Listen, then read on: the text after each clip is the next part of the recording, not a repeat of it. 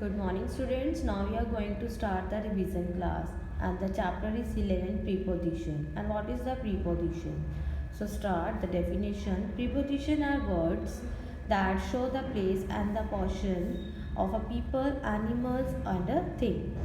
It means कि preposition एक ऐसा word है जो हमें ये बताता है place यानी कि उस प्लेस यानी कि उस जगह के बारे में, उसकी पोजीशन के बारे में कि वो चीज़ जो है हमारी कहाँ पर है. कौन? पीपल्स, एनिमल्स, थिंग्स या फिर कोई चीज़.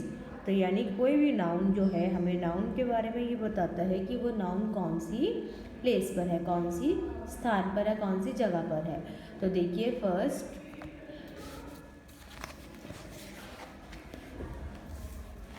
This one.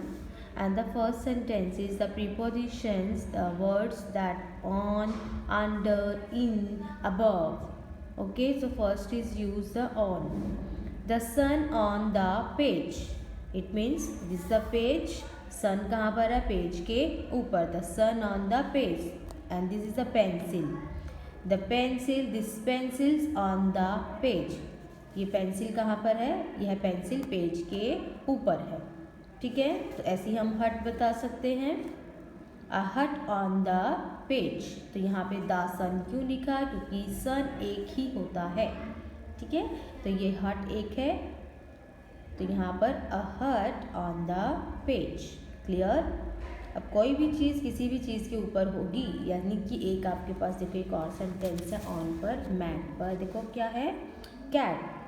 A cat on the mat. A cat sit on the mat. यानी कि the cat is sitting on the mat. कहाँ बैठ रही है? मैट के ऊपर. Clear. Next is under. So this one is under. A tree under the sun. A tree under the sun. A tree under the sun means पेड़ कहाँ पर है? सन के नीचे. अंडर मीन्स के नीचे. A tree under the sun. Clear.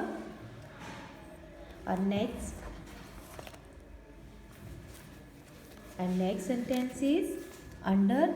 A dog is sitting under the table. Dog कहाँ है? Sitting under the table. A dog sitting under the table यानी कि डॉग जो है वो सिट है कहाँ पर? टेबल के नीचे. डॉग कहाँ सिट है? टेबल के नीचे सिट है. अब नेक्स्ट प्रीपोजिशंस देखो. नेक्स्ट प्रीपोजिशन में हम करेंगे इन. क्लियर.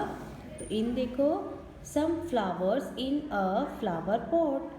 कुछ फ्लावर्स जो है वो कहाँ पर है? फ्लावर पॉट में. इन अ फ्लावर पॉट मतलब फ्लावर पॉट के अंदर है. क्लियर.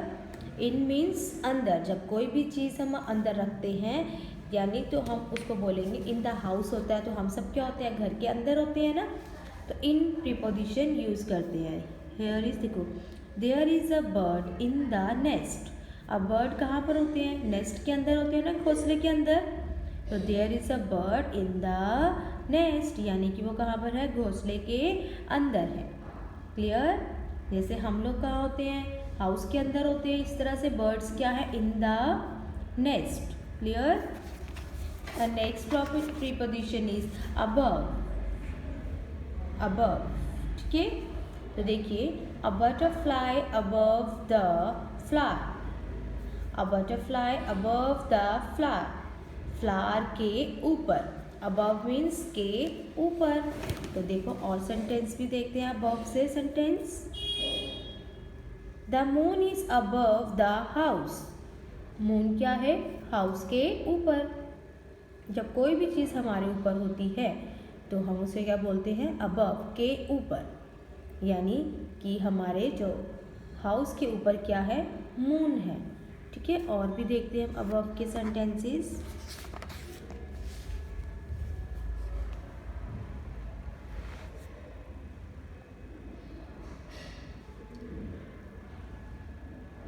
तो अबव सेंटेंसेस तो और बुक में नहीं है, हम और भी उसकी प्रैक्टिस करेंगे. ठीक है. तो देखिए यहाँ पे उन्होंने बोला है, एक अबव से बोला है सेंटेंस बनाने के लिए। तो देखो हमने अबव से सेंटेंस बनाया है। A parrot kept in cage above the watermelon. तो देखो वाटरमेलन के ऊपर क्या है, पैरट जो है वो क्या है, केप्ट रखा हुआ है किसमें, केज के अंदर, यानी कि पिंजरे के अंदर। एक तोता पिंजरे के अंदर बंद है, कहाँ पर है, वाटरमेलन्स के above the watermelon. What is the sentence? A parrot kept in cage above the watermelons. Clear? And next is also the near, at, behind, between, over, in, front of. These are also prepositions. And what is the use of the near?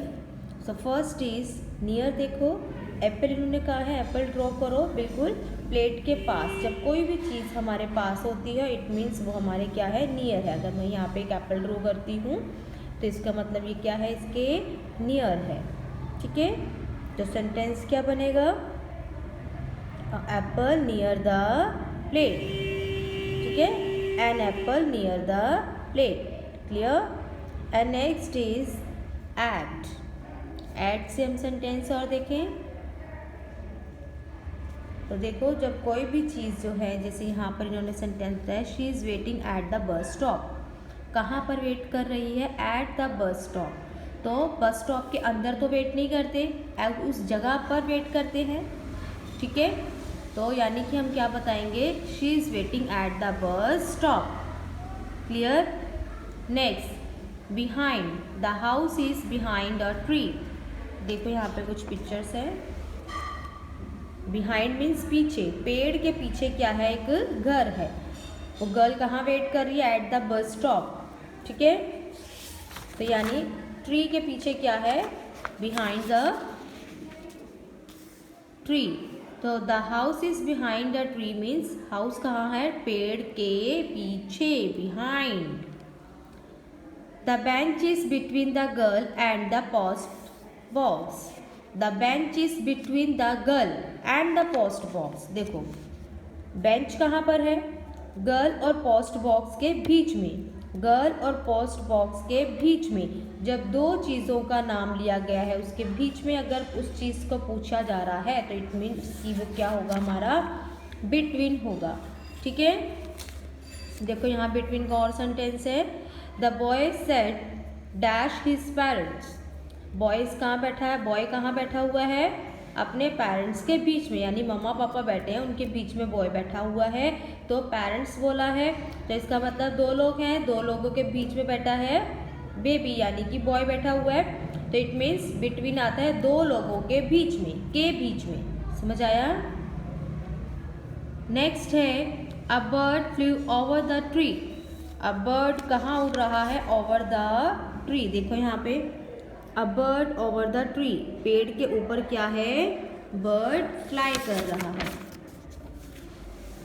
ठीक है, and next is the boy standing in the front of the house.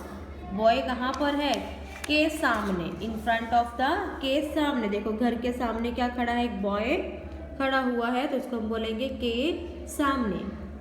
तो in front of the house. Clear? चलो एक बार और देखते हैं नीचे। Put the chair dash the two desk. Two desk यहाँ पे ऑब्जेक्ट हो गए हमारे, दो हो गए ना, टू डेस्क यानी दो डेस्क के बीच में एक चेयर है। तो क्या आएगा, between the two desk a chair. Put the chair dash two desk, यानी दो डेस्क के बीच में एक चेयर लगाओ, between the two desk. Clear? She is running dash her dog. She is running dash her dog. Dog भाग रहा है, उसके पीछे पीछे भागना है, वो भाग रही है, तो क्या बोलेंगे, she is running behind her dog. Dog के पीछे भाग रही है। क्लियर? अपने डॉग के पीछे भाग रही है। ओवर का डॉग नहीं आएगा, क्यों, क्योंकि कुत्ते के ऊपर थोड़ी ना भाग सकते हैं, उसके पीछे भागा जाता है ना। और अंडर, डॉग के नीचे भी नहीं हम भाग सकते, वो तो खुद ही छोटा सा होता है ना। तो नेक्स्ट इज, अब बिल्कुल समझना होता है कौन सा इसके अंदर करेक्ट प्रीपोजिशन आएगी, उसी के अकॉर्डिंग हम उससे में पुट करते हैं। I put the cake dash the table, on the table, behind the table या बिटवीन द टेबल। केक को कहाँ रखोगे? दो टेबल के बीच में रखोगे? नो, उसने यहाँ पे टेबल्स तो लिखा ही नहीं, बताया भी नहीं उसने 2 टेबल्स। बिहाइंड, टेबल के पीछे रखोगे? नो, ऑन द टेबल, ये हमने कर ही लिया था, पेरेंट्स के बीच में, between his parents. The boat sail under the bridge, अब बोट जो है कहाँ पर करती है? ब्रिज के नीचे, पुल के नीचे ही होती है बोट। वो कहाँ पे तैरती है? जब बोट चलती है तो कहाँ चलती है? अंडर। इन फ्रंट ऑफ, सामने नहीं आएगा, ब्रिज के सामने कैसे चलेगी? ब्रिज के सामने तो ब्रिज ही होगा ना। बिहाइंड, उसके पीछे भी नहीं चल सकती, तो कहाँ आएगा? अंडर, क्योंकि बोट जो चलती है वो पानी के ऊपर तैरती है। ठीक है। She stood dash the mirror, वह सामने खड़ी है, कहाँ? इन front of the mirror. On, mirror के ऊपर भी नहीं खड़े होते, और मिरर से ऊपर भी नहीं खड़े हो सकते, तो उसके सामने खड़ी है का मतलब क्या होगा? इन फ्रंट ऑफ द मिरर। तो हम ये करेक्ट करेंगे। क्लियर? तो बहुत अच्छे, सबसे पहले तो आपको सेंटेंस क्लियर समझ आनी चाहिए, तभी आप प्रीपोजिशन को सिलेक्ट कर सकते हैं। Thank you.